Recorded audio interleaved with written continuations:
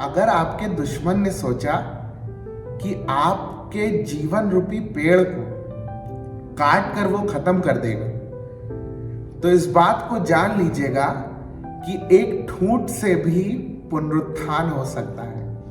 एक कतरे से भी परमेश्वर कुछ नया उत्पन्न कर सकता है। Praise Lord. मेरा नाम प्रेज एंथनी है और इस सीरीज में प्रॉमिस टू पैशन के एक नए एपिसोड में आपका स्वागत करता हूं। और आज का जो मेरा टॉपिक है वो है द राइचस ब्रांच, एक धार्मिक शाखा, एक धार्मिकता की शाखा।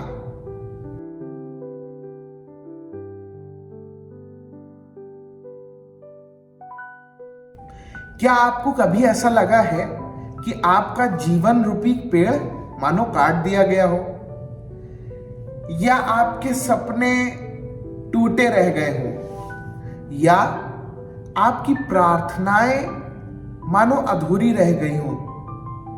कुछ ऐसा ही इज़राइल के साथ हुआ।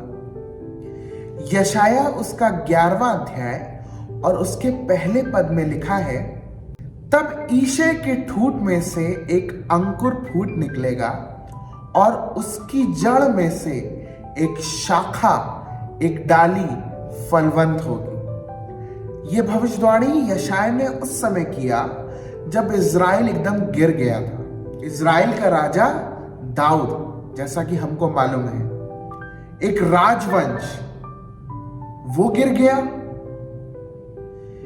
यहां यशाया ईशे के वंश के बारे में भविष्यवाणी कर रहे हैं। ईशे दाऊद के पिता का नाम है। दाऊद का राजवंश जो कभी बहुत शक्तिशाली था, आज कमजोर पड़ गया है और अब एक कटा हुआ ठूंठ बन चुका है, जिसमें शायद कोई उम्मीद अब नजर नहीं आ रही है। पर यहोवा की ये वाणी है, परमेश्वर उस दाऊद के लिए, उस राजा के लिए, उस ईशे के वंश के लिए एक भविष्यवाणी कर रहे हैं कि इसमें से एक शाखा, एक अंकुर फूट निकलेगा और एक शाखा फलवंत होगी। कौन है ये शाखा? अगर हम इस वंशावली को पढ़ें तो हम पढ़ते पढ़ते इस बात को जानेंगे कि यीशु मसीह हमारा मुंजी वो दाऊद के वंश का था। और यहां पर यह भविष्यवाणी यीशु के लिए ही है। यह भविष्यवाणी यीशु मसीह के लिए है। हमारा यीशु उन पुरानी सभी चीजों को बदल देने वाला खुदा है। हमारा यीशु उन सारी पुरानी चीजों को वापस से रिन्यू करने वाला वो हमारा पिता है। उसने दाऊद के वंश को, उसने ईशे के वंश को, जो शायद कभी राजा नहीं हुआ करता था, उसमें राजा उत्पन्न नहीं होते थे, दाऊद अपने वंश का पहला राजा था, और उसका पिता ईशे जो कि एक साधारण सा व्यक्ति था, एक साधारण व्यक्ति था।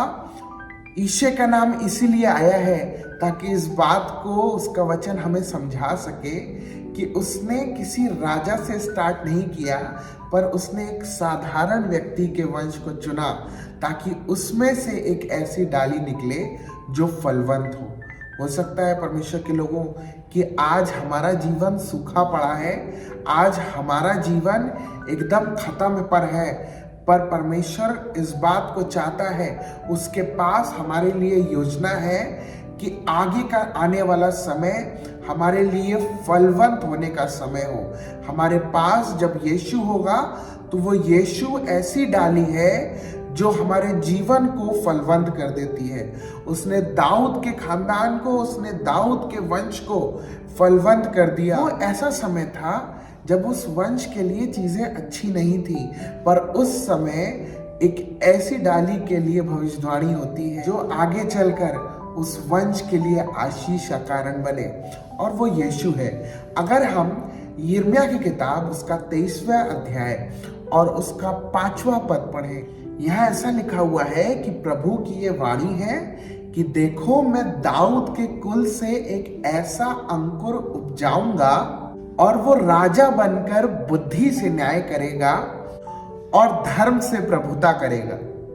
ये यीशु के लिए ही बात हो रही है। उस जगह यशायाह ने इस बात को भविष्यवाणी के रूप में कहा, और यहाँ यिर्मयाह अब इस बात को कह रहे हैं। अगर हम नए नियम में आ जाए और लूका उसका पहला अध्याय और उसका 32वां पद पढ़े, यहाँ लिखा हुआ है, प्रभु परमेश्वर उसके पिता दाऊद का सिंहासन उसे देगा। अब वो भविष्यवाणी जो वहां पुराने नियम में हुई थी, वो आकर नए नियम में फुलफिल हो रही है कि वो अंकुर यहाँ पर उस दाऊद के सिंहासन के योग्य, उस दाऊद के सिंहासन पर बैठने के लिए अब तैयार है, ताकि वो सिंहासन का समय जो शायद नीचे चला गया था, उस सिंहासन का दर्जा, उस सिंहासन के हालात जो शायद नीचे चले गए थे, वो एक बार फिर से उस सिंहासन पर वो राजा बैठ सके, वो यीशु बैठ सके और उस सिंहासन का दर्जा और बढ़ा सके। अगर हम यशायाह उसका 11वां अध्याय और उसके दूसरे पद को पढ़ें, तो वहां कहता है वचन, यहोवा का आत्मा बुद्धि और समझ का आत्मा और पराक्रम का आत्मा और ज्ञान और यहोवा के भय का आत्मा उस पर ठहरेगा। यीशु के बारे में बात हो रही है कि ये सारी चीजें, सबसे खास कि यहोवा का आत्मा उस पर ठहरेगा। हाँ परमेश्वर के लोगों, वो डाली यीशु था, वो डाली यीशु है, पर आगे चलकर अगर हम यूहन्ना उसका 15वां अध्याय और उसके पहले पद में पढ़ें, तो यीशु ने अपने आप को एक दाखलता के रूप में बताया है, और वहां कहने लगा कि सच्ची दाखलता मैं हूं और मेरा पिता किसान है, और जो डालियां मुझ में हैं और फलती हैं उन्हें मैं छांटता हूं ताकि और फले। पता है ये कौन सी डालियां हैं, ये कौन सी डालियां हैं, ये कौन डालियां हैं? अब वो डाली जो एक वक्त को यीशु मसीह था, अब यीशु चाहता है कि वो डाली हम और आप बने। वो धार्मिक डाली, वो धार्मिकता की डाली अब हम और आप बने। यीशु ने हमें वो डाली बनकर दिखाया है कि किस तरीके से पुरानी चीजों को उसने नई किया। अब वो चाहता है कि हम वो डाली बने और उसकी आत्मा हमारे अंदर से होकर काम करे, और वो पुरानी चीजें जो शायद आज बिगड़ चुकी हैं, वो सारी पुराने हालात जो आज बिगड़ चुके हैं, वो कलीसिया के मसले जो शायद आज बिगड़ चुके हैं, वो चाहता है कि हम ऐसी डाली बने ताकि उन सब चीज़ों को हम नया कर दें। वो परिवार के मसले जो आज सुलझ नहीं रहे हैं, परमेश्वर चाहता है कि वो सारी चीज़ें हम कर सकें। बस ज़रूरत इस बात की है कि हम उस दाख से जुड़े रहें, हम उस दाखलता से जुड़े रहें जो यीशु है। कहने लगा कि यदि तुम मुझ में बने रहो और मेरी बातें तुम में बनी रहें, तो तुम जो चाहो मांगो वो तुम्हें मिलेगा।